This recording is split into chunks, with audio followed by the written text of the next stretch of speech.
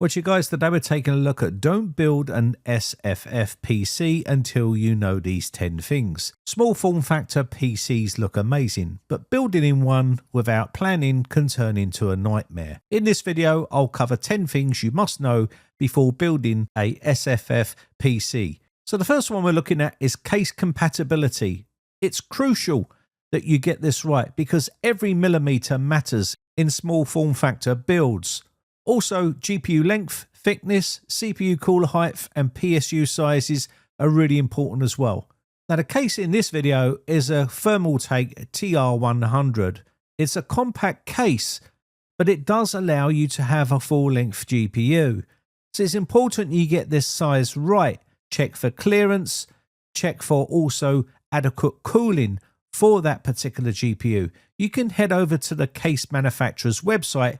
Depending on what case you choose, they will have a specification page. In the clearance section here, it's given us the CPU cooler clearance, the VGA length limitations and width, and it also gives us the clearance for our PSU. You can always check the website for the GPU that you want to use, and this will give you the full specifications of that GPU. This is important because it's going to let you know the length of the GPU and the width and the thickness of it, and it will give you all that information on their website. Now the GPU is going to be the most expensive component in that PC, or at least one of them. The CPU is the other.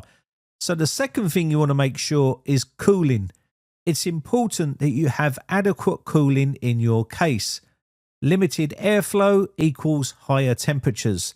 Airflow direction matters even more, so make sure you've got enough fans inside that case. Component efficiency matters more than raw power, so just don't go overboard and choosing a super large GPU when it's going to cause heat issues. So having a look here, make sure you've got adequate cooling inside the case. This case has optimal cooling, and this is why I chose it, because there's going to be a lot of heat buildup inside this case, and it's important that we can expel the hot air from inside the case. It's also important that you check fan support and also radiator support. If you're choosing to put a radiator up top, it's important you've got enough clearance and it's going to fit in your case. Also, that fans will actually fit. You can see this case has really good ventilation. Now, not all cases are equal and some are really compact and they don't have a lot of airflow inside, and this can cause a lot of problems. You might see some of these builds on YouTube. They don't talk about airflow and cooling and things like that, so it's important that you do the checks. You can see we have plenty of good ventilation on the bottom. The website for these cases should show you an airflow picture to show you where the heat is going to come out and where the cool air is going to go in. I've got it set up so all of the heat is going to go out the top of the case. Heat rises, so I've put the fans on extract up the top, and this will suck all the air out of the case and keep everything nice and cool. And the temps on this case are exceptionally good. So make sure you get that right. You have to remember some build videos on YouTube are going to be sponsored videos. They've been sent these items and they don't talk about anything negative, and it's important that you do your own research. You can see up the top here, we're going to have plenty of cooling in this system. It's going to suck air out, and there's room up here for a radiator or even room for larger fans. 140mm fans could have been used here. These 120s should be fine. These are Noctua fans, and that should be plenty for this little setup I've got here. So that is really important. And if you have a tape measure, it's important that you measure up the top of this case, because when it says 240mm radiator support, all 240mm radiators are not 240mm. They are longer in some cases because of all the pipes and fittings. So you have to take that into account. So if you go to the website, it should show you the complete clearance up the top or in the front if you're going to be using that type of cooling. And it can be a very expensive mistake if you're buying the wrong components. So you can see here, it's important that you measure inside here, make sure there's no things getting in the way for where the radiator is going to sit, and just make sure that it's actually going to fit. You can always check YouTube for videos to see what type of components they used in their build and see whether you want to use those in yours as well if you're not so familiar with this sort of stuff. Now let's take a look on this side of the case. This is where the motherboard is going to be situated and the power supply in this particular build. So always check your clearance for what type of cooler you want to use on your CPU. So there's going to be limitations on what height of cooler you can use in your build, because you're going to need to make sure you've got the clearance up against the glass or the panel on the side to make sure it's not touching. Sometimes these low profile coolers struggle with high TDPs, so make sure you get the right type cooler. And you need good airflow get into that CPU cooler to make sure it's keeping your CPU nice and cool. On the case manufacturer's website, it should tell you the type of clearance that is going to be needed for that particular case. And make sure there's good ventilation here, because this is where it's going to draw air in to make sure that CPU stays nice and cool. That's important. Cable management is also really important. This can also block airflow. Stock cables are sometimes too long and too many, and this can bulk up inside here. So modular power supplies are important because you can use less cables, and this gives good airflow inside here. If it's super compact, then just bear in mind you're going to have pretty good cable management to make sure you've got good airflow. This is not so bad, this case, because we have plenty of room. It's never going to be the prettiest inside here, but make sure you get the right PSU as well. This is a 1000-watt power supply in here, an SFX power supply, which is amazing for the size of it. And if you're going to try and drive that big graphics card, make sure you've got adequate power inside. And you can see it's a fully modular power supply here. And this is obviously made by Thermaltake as well. Now, this is not a sponsored video. I just had this power supply to hand, and that's what I used. Now, you can always head over to a website for that power supply and check, and it will give you all of the specifications needed for your build. If you've never heard of an SFX power supply before, and this is your first time building a PC, small form factors are probably not the best first option to build a PC in, because they're quite difficult to build in and they're quite compact, and it takes a bit of experience to get it right. But you can head over to their website and it will help you pick the right power supply, and it should tell you the dimensions, the amount of power that it supplies, and also it will tell you the efficiency and all this sort of extra stuff you might need.